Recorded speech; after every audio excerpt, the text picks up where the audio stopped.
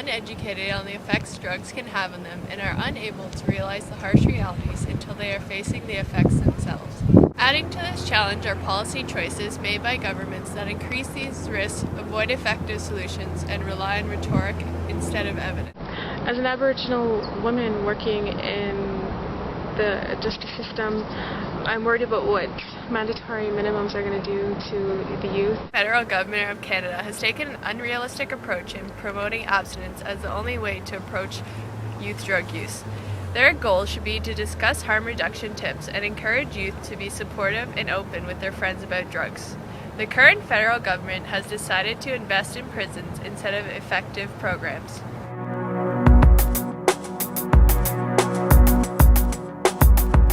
The prison-focused system creates more and more social and economic inequalities.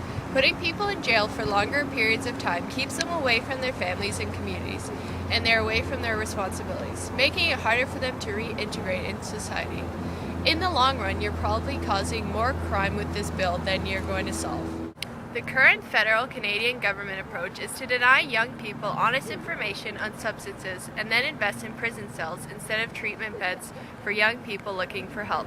My name is Lee, and I live in Whitehorse in the Yukon, Canada. The way drug prohibition affects my community is that young women living in rural areas in the Yukon don't have access to harm reduction supplies, and so end up sharing needles and brigs with people that they know are hepatitis C positive.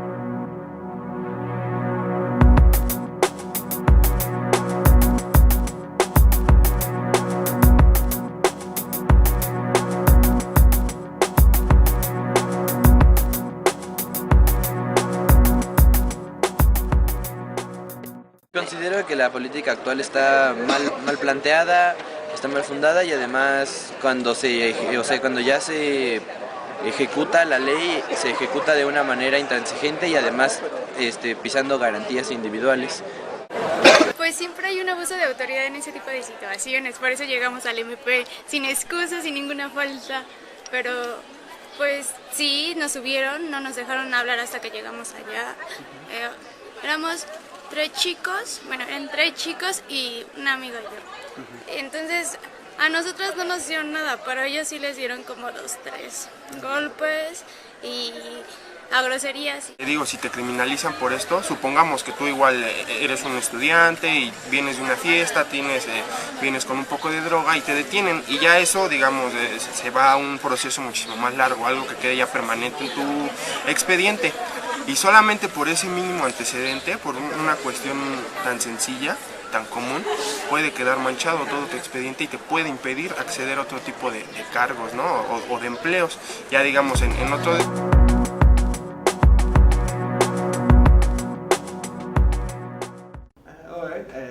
Fitzgerald. I've got Ewing's sarcoma and I'm receiving chemotherapy for it, and cannabis helps with nausea and with bringing my appetite back.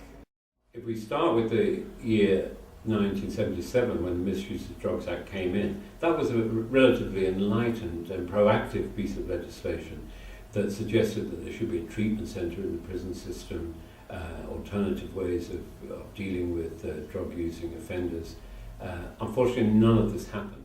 Current laws do prevent me from obtaining my medicine sometimes. It does cause quite a bit of difficulty, especially when I was very sick and wasn't very mobile. I needed help from friends to go out there because I couldn't, be wandering around the city on my own when I was sick looking for, what was illegal still Because we never got the treatment centre in prisons, we never got proper treatment of drug users in prison, and because despite all the rhetoric, very few people were in prison for drug offences, but many people who were committing crime in order to feed a drug habit were in prison for their theft-related offences, and their drug problem was ignored in prison. It actually can affect quality quite a bit. There's quite a problem, especially in Ireland, with contaminated cannabis going around, and when you're already sick, you don't need to be adding contaminants into the mix. You want to be getting, clean, pure medicine. Like, I wouldn't need to worry about the morphine I get in the hospital being cut. Same way I shouldn't have to worry about the cannabis I'm getting being contaminated. The law enforcement approach that we've seen here has had a disastrous effect. It hasn't done what it set out to do, which was to eliminate drug use through the use of the law. We have a 10-year mandatory sentence for people caught in possession of about 12,000 euros worth of drugs, but many of these people are very low down on the chain, mules, women often from developing countries who end up facing this 10-year mandatory sentence, but perhaps were profiting by 500 euro or 1,000 euro at the time. Well, different doctors and different nurses have reacted differently. Some have been for, some have been against. At the start they weren't sure how it would mix with the chemotherapy, so some of them were unsure about that. Generation after generation of drug gangs have become progressively more callous and violent and indifferent. And the murder rate has shot up basically because of the drug problem and the activities of these gangs. Mostly identification just goes on what you're told by a dealer, and it works on trust. Some people you'd trust a lot more than you'd trust others, and that has been a difficulty. Like, even at one stage we considered growing just so I'd know what strain it was, what ratio CBD to THC and such there was in the plant,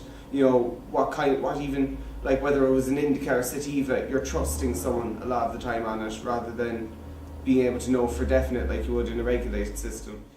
So this 35 years have seen the murder rate nearly triple, the number of prisoners increased by 3 or 4 times, which is practically unique in Europe, and a huge worsening in the conditions in prison and the level of violence and intimidation in prison.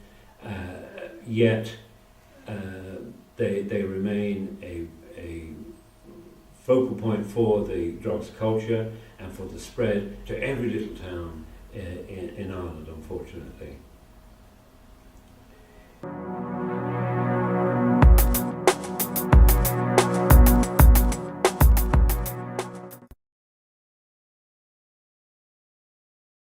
I don't think it is an inherently criminal activity. I mean, the simple fact is that we drink alcohol all the time, we smoke cigarettes, we drink coffee, and just because the government decides that certain drug is illegal, I don't think it just makes it criminal automatically. To some extent, is a person's own free choice. As long as they're fully informed of the consequences and they understand that it is damaging their bodies and has neurological effects.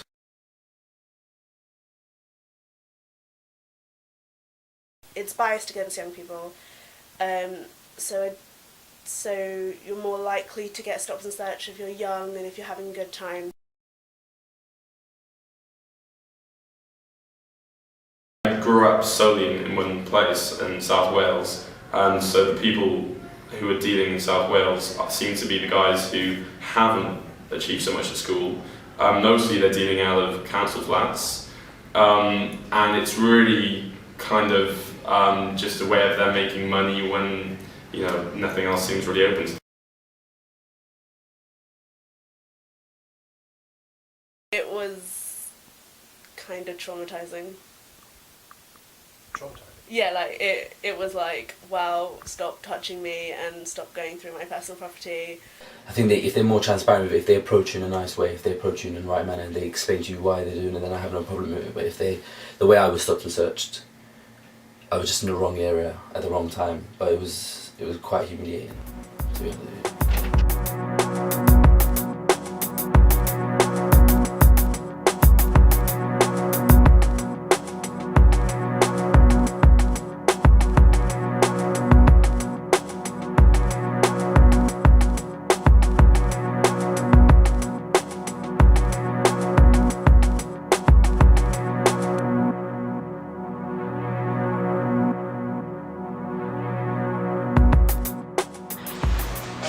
Nazywam się Maciek, obecnie studiuję biofizykę molekularną na Uniwersytecie Warszawskim i pracuję w Centrum Nauki Kopernik. W wieku lat 18 zostałem zatrzymany za posiadanie skręta marihuany o wadze 0,29 g. Zostałem zatrzymany przez policjantów z użyciem broni palnej, a następnie spędziłem noc na komisariacie i w areszcie przejściowym, gdzie całą noc byłem wyzwany od narkomanów. Policjanci, wprowadzając mnie do bloku, powiedzieli, że wprowadzą mnie w kajdankach, żeby wszyscy sąsiedzi zobaczyli, jakim jestem ćpunem. Cześć, jestem Iwan, mieszkam w Warszawie, rysuję komiksy i pracuję w firmie designerskiej. Zostałem złapany w centrum miasta na ulicy, kręcąc jointa kolegom. Następnie zostałem zabrany na dołek, gdzie spędziłem 12 godzin. Podczas gdy byłem na tym dołku, policja pojechała do Krakowa, do mojego miejsca zameldowania i przeszukała całe mieszkanie. Miałem sprawę sądową kilka miesięcy później. Podsumowując, jeden skręt kosztował mnie noc przebytą na komendzie, ogromną ilość stresu, przeszukanie mieszkania moich rodziców oraz 3000 zł. Mam na imię Agnieszka, z wykształcenia jestem plastykiem i operatorem kamery. Grałam w zespole punk rockowym, ja osobiście nie biorę narkotyków i jestem przeciwna braniu. Prawo nasze jest takie, że niestety można być poszkodowanym, nawet jeżeli się ich nie bierze, tak jak na przykład w moim przypadku. Razem z zespołem mieliśmy próbę w garażu. Przyszła policja, najpierw nas sprawdzili, weszli do garażu, znaleźli tam marihuanę. Wzięli nas do samochodu, zawieźli na komisariat. Siedziałam na dołku 20 godzin. Był kwiecień, więc było strasznie zimno i było okropnie, dostałam zakrwawiony koc i w ogóle było strasznie tam. Prawnie nie jestem w żaden sposób poszkodowana, ale no myślę, że psychicznie na pewno się to jakoś tam odbiło na mnie. Nazywam się Filip, jestem uczniem Licealnej Szkoły Medycznej, zajmuję się rehabilitacją, masażami osób niepełnosprawnych. Ostatnio zostałem zatrzymany posiadając 0,2 g marihuany. Policjanci powiedzieli mi, że wyglądam na heroinistę, skuli mnie w kajdanki. Spędziłem 24 godziny na komendzie. Zostałem skazany na pół roku prac społecznych.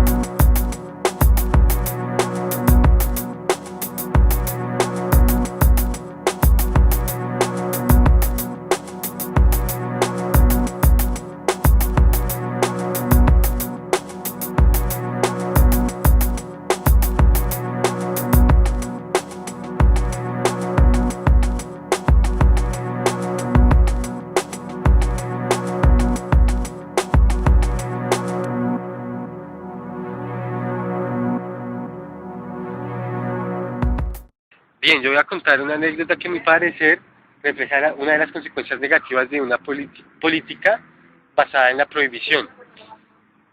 Una legislación como la nuestra no supone una categorización de consumidores, es decir, los corta a todos con la misma tijera, podríamos decir. El problema de una política orientada en ese sentido es que alimenta un estigma sobre el conjunto de los consumidores. Esa guerra contra las drogas que se ha dicho hacerse también como a favor de la reconstrucción de la democracia, de la recuperación de la legitimidad de la democracia, ha terminado, o sea, haciendo totalmente lo contrario. La anécdota es de un amigo con el que yo empecé a consumir.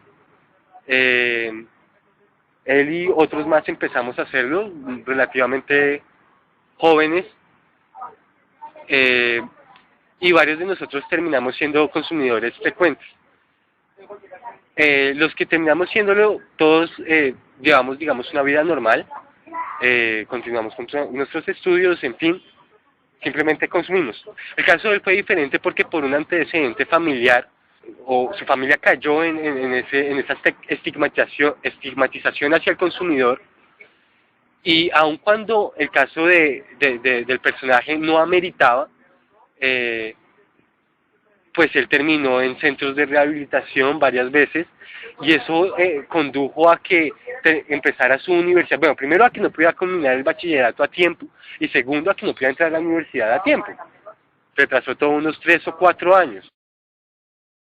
Cuando nos enteramos de quién era Pablo Escobar, el capo, o sea, más grande que ha tenido la historia de Colombia, cuando nos enteramos quién era ese capo, el tipo ya había sido senador, ya había tenido toda una carrera política como en cargos regionales, como concejales, en cargos también departamentales, y llegó a ser senador, o sea, a ser parte del Parlamento colombiano.